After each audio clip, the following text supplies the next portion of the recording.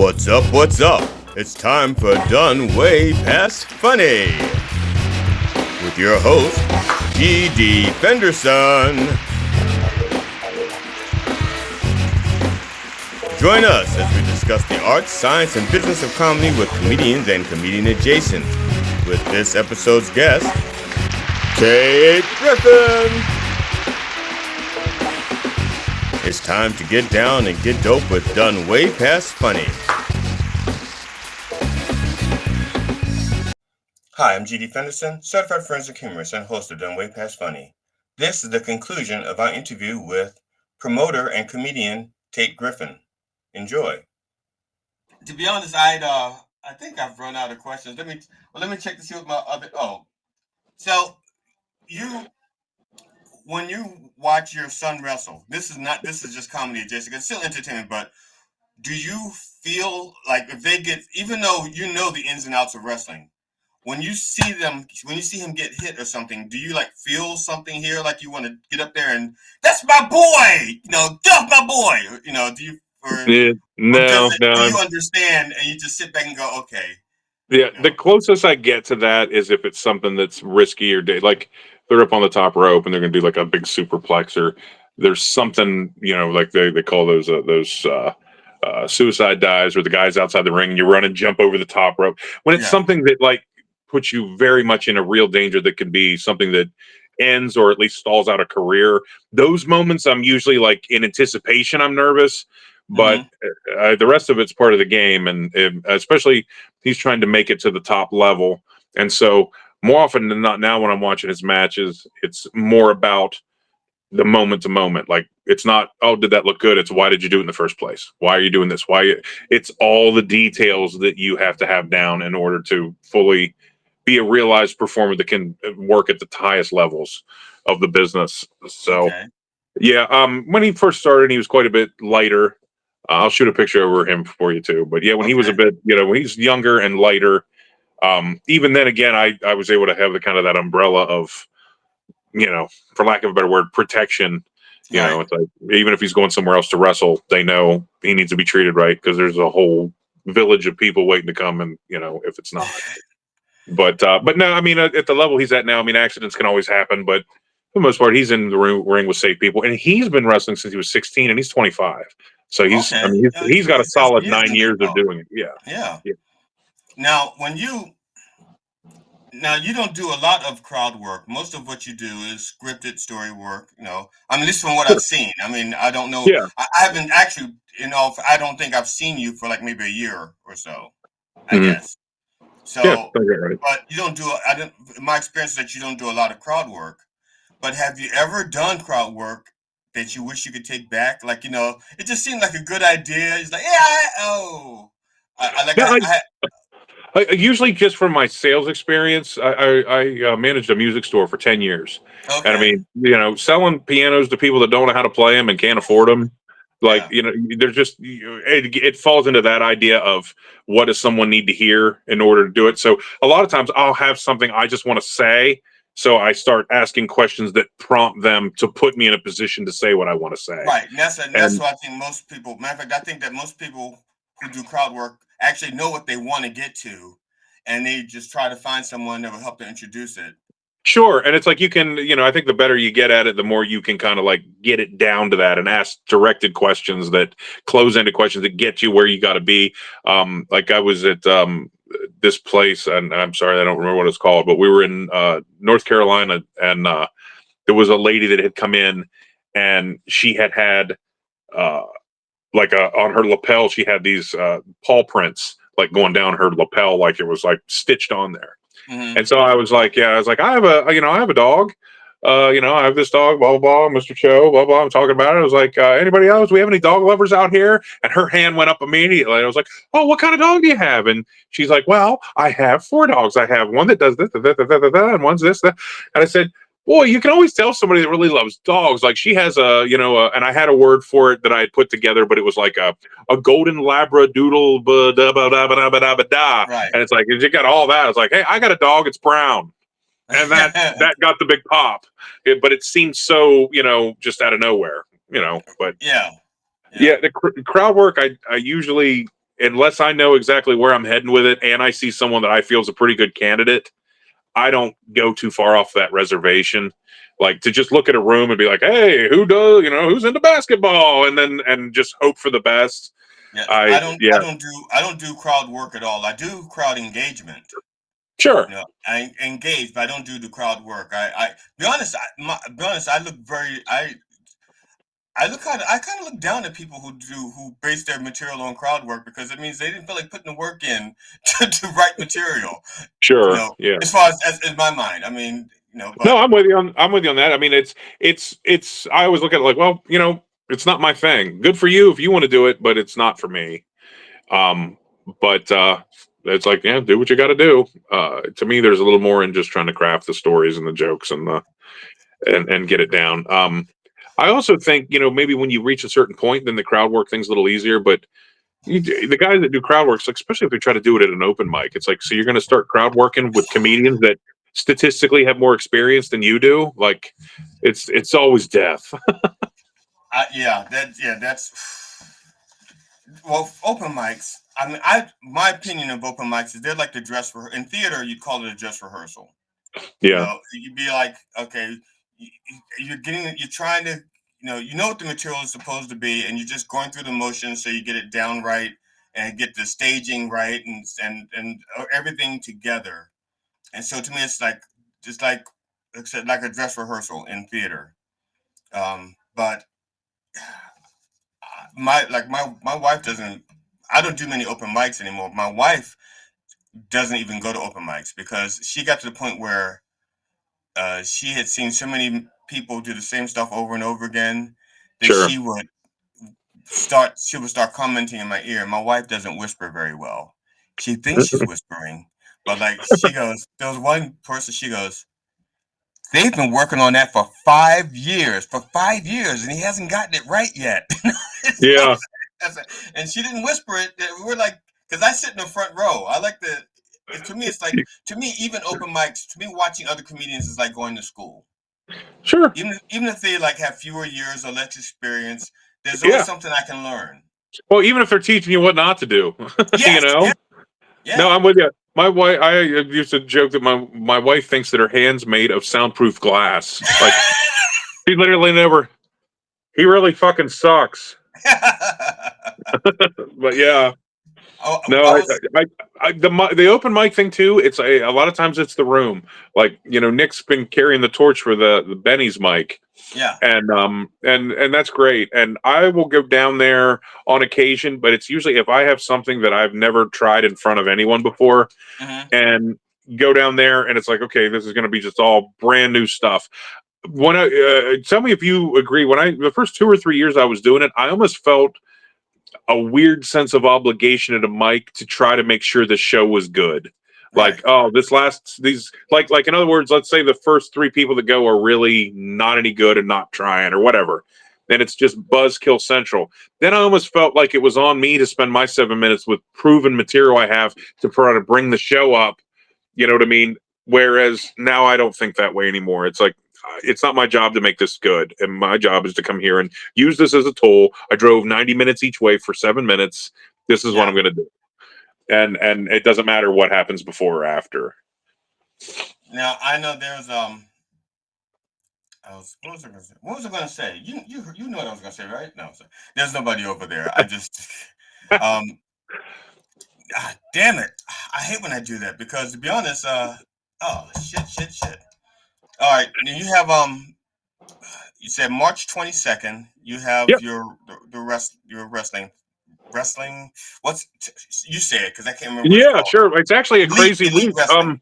It's a crazy week because Saturday the 22nd is Elite Pro Wrestling Alliance live at Kaiser High School. We're coming back there for the first time in almost 10 years. The night before that, the 21st, Friday the 21st, Float Loaf Comedy is at Loft 129. Our headliner that night is Tommy Simbazo, who is just great. He's And been then around for a while. He's been around yeah, for a while. yeah. Yeah. Yeah, real good guy. And then the night before that, Thursday night, the 21st, Corey Bush is headlining the Float Loaf Thursday the Comedy Show. 20th. Thursday the 20th. 20th. I'm sorry. So I'm going to just work forward instead. Thursday the 20th, Loaf Comedy. Corey and I will both be there at the Havana in Hagerstown on the 20th, and then the 21st, we're both along with Tommy Simbaza. We're in Cumberland at the Loft, and then the 22nd is Kaiser at the High School for Wrestling. Okay. Yeah. Now I'll make up a promo to go out there, because by the time people watch this, it'll be at least 10 days from now when they watch this. I don't want them to go like, we missed that. So I'm going to make a promo. So we're spending all this time, we're plugging the shit out of something that'll already be over. It's Well, like, yeah, guys, but the that's show why was awesome and you missed it. yeah, that was great. Too bad, because there was 3 seats left. You could have had them. So I'll make a promo and it'll go out tomorrow. Well, I'll go ahead and tell you. I'll go ahead and tell you though. April. If you're looking at a calendar, is April 18th? Is that a Saturday or Friday? I don't know, because I think I have a show. It is. The 18th is a Friday. Okay, so April the 17th, we're back at Havana in Hagerstown, and the headliner's Danny Hucks. He's coming in from Louisville. Oh, cool. And then the next night, the 18th, Friday the 18th, Danny's coming up to headline here in Cumberland. So cool. yeah. Now, I think the first time I met Danny Hucks, it was an open mic, and it was in Oh, I know what I was going to say now. Damn it! Thank you. Let me just write down this one word so I'll remember. Yeah, sure. Okay, there we go. The first time I met Danny Hucks was at in the comedy zone in Harrisburg, the open mic. Yeah. And somebody was talking about squirrels or something, and it was just not very, it's how the open mics go. And Hucks comes up and he does this little. He opens up with like a callback to something someone else had just done about the squirrels. Yeah. It was so fucking genius. It was, yeah. And I thought to myself, damn, but that is so good. I said, I'd hate to find out that he knew, but that this is an old joke that he's had for like 2 years waiting to tell. Yeah. It was so fucking good. It wasn't an old joke. It was literally just something that he just came up with. But it was so funny, like it was thought out. Yeah. Like it's possible he thought it out like in 15 minutes of his sitting down there, but it was so good.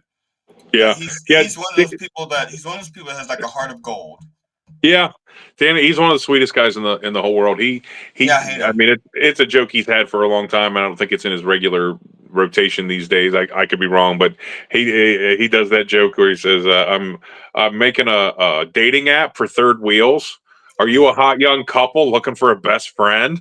Do you need somebody to keep you updated on your streaming shows while you're making out in the corner? Do you need somebody to watch your kids? It's a little less handsy." Just great stuff. I have one of his buttons on my guitar strap. Nice.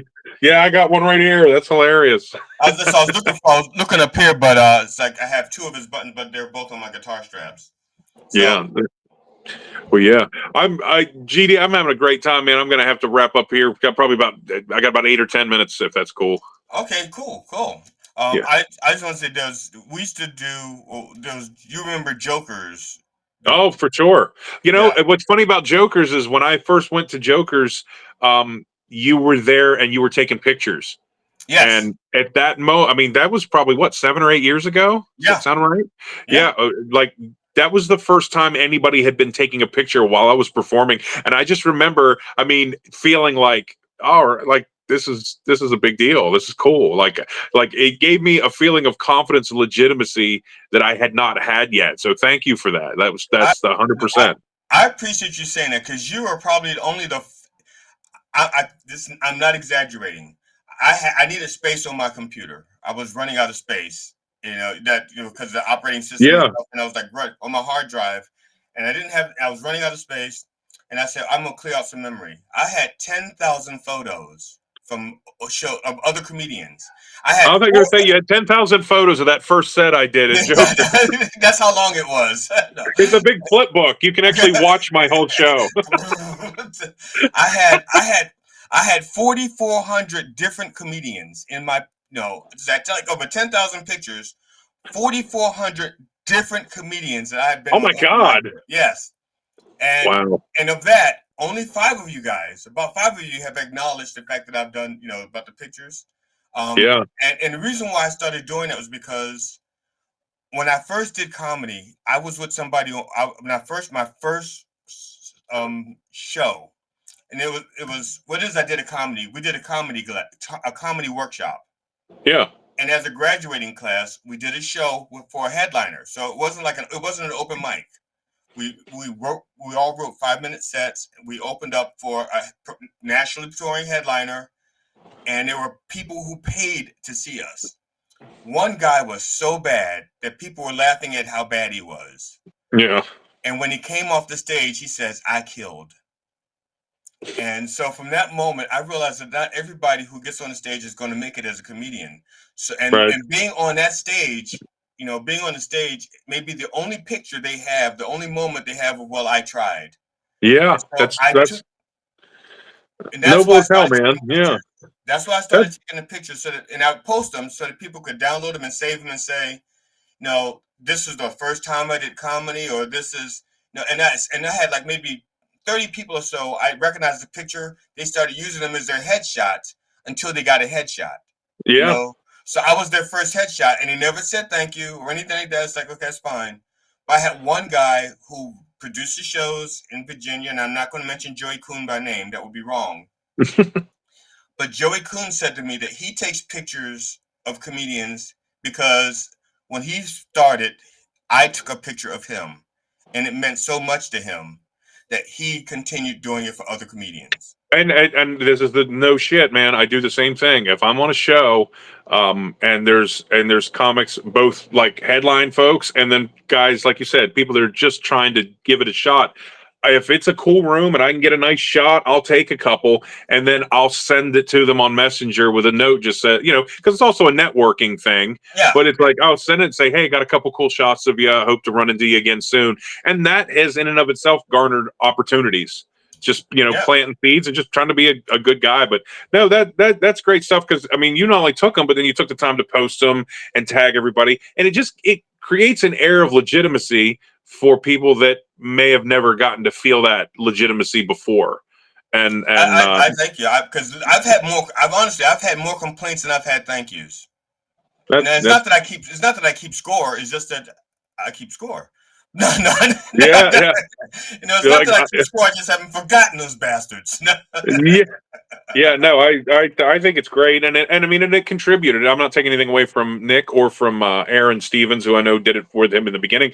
But I mean, there were definitely weeks where that was the difference between me coming down there. It's like I can't film it. I'm not in a position to take pictures of myself, but like I knew you guys did that, and that you took pictures and shared it, and it's like, oh, I'm not just here one night and nobody knows. I'm here one night, and then it's online, and everybody I know sees that I performed, and I didn't have to do that myself. Like when you're producing your own shit, it's almost a nice little icing on the cake when you can have the luxury of not having to be hands on with anything. Yeah, Like you had that question a little earlier. It's like I love that. Like going to like Kazi's or somewhere where you know you've been a headliner and you've been a feature. It's like you can have a headliner that's really really great, and it's still harder to keep everybody's attention for an hour than it is for you to go and do your 20 or 25 minutes of yeah, gold. yeah. And so like I've got right in this moment, I'm confident in being able to, not that anybody wants to hear it that long, but I get on stage and I could talk for approximately 90 minutes with material that I know for a fact I have that works, and I could do that. So when I'm booked as a feature and it's 25 minutes long, it's like you can get it super tight and super good. And I think sometimes it's easier to look great at 25 minutes than it is to be an hour. And so I love that, going into a place like Kazi's or going into the I think it's Comedy Cabaret in Ohio. Went there, and you go to one of these clubs, and you get to do your 25 minutes and walk off stage, and you didn't have to do anything. Like I could show up 20 minutes before it's time to get up there. I'm not setting up the PA. I'm not doing all that. Yeah. No, Yeah. I mentioned jokers because I did a gig, and I was working on my second 90-minute special. I think it was second or third. But when I used to do it, there were some clubs I used to reach out to, and I said, look, I want to find. I said I've already worked on it, but I want to fine tune my 90-minute show. So can you book me? I will do it for free. all you gotta do is have the audience. I'm not gonna charge you anything. So whatever money you make is yours. I just need to do my 90-minute set. And they said, great. They said, I got two places. It was an out of state thing. I got two places you can perform at. You can do 3 shows. I went, great. And he says, and I'll take you out to some radio stations. And I said, fine. So they took me to some radio stations. I did some radio interviews for these gigs. I Yeah. go to do the gigs, and I was performing between 2 pool tables.